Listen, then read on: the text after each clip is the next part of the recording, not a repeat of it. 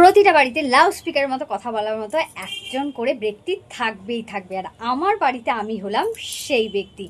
এই মানে জোরে জোরে কথা বলার জন্য আমার মায়ের কাছে যে বিয়ের আগে কত বকা খেয়েছি তোমরা বিশ্বাস করবে না। হ্যাঁ, এমনকি আমার মা এটাও বলতো যে তুই এত জোরে জোরে কাঁই কাঁই কাঁই কাঁই করে কথা বলছিস তো তোর জীবনে কোনো দিনও বিয়ে হবে না, আর বিয়ে হলেও না 2 দিন পর এসে তোকে বাড়িতে রেখে যাবে।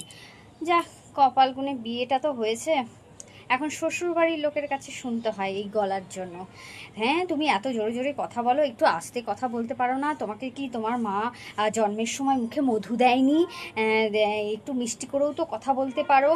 তখন আমি বলি তাদেরকে, না গো, আমার জন্মের সময় আমার মা মুখে মধু দেয়নি, লঙ্কার গুঁড়ো দিয়েছিল, ওর জন্যই এরকম করে কথা বলি, কাই কাই কাই কাই করি। আর আমার বর তো আমাকে বলতে থাকে, তুমি এত উত্তেজিত হয়ে যাচ্ছ কেন, এত জোরে জোরে কথা বলছো কেন, এত চেঁচাচ্ছ কেন?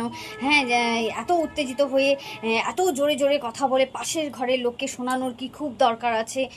আমি এটা ওকে কিছুতেই বোঝাতে পারি না যে আমি কোনো পাশের ঘরের লোককে শোনানোর জন্য এরকম করে কথা বলি না। আমি চেষ্টা করি আস্তে আস্তে করে কথা বলার জন্য, কিন্তু কিছুতেই হয় না। কথা বলতে বলতে কি হয় কি জানি, হঠাৎ করে জোরে জোরে চেঁচাতে থাকি। আমার দ্বারা মনে হয় না এই আস্তে আস্তে কথা বলার হবে।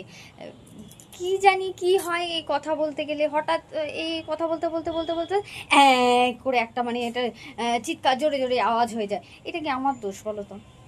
আমি চেষ্টা তো করি, আমি চেষ্টা করি আস্তে আস্তে কথা বলার জন্য, সেটা যদি না হয় তাহলে আমি কি করব?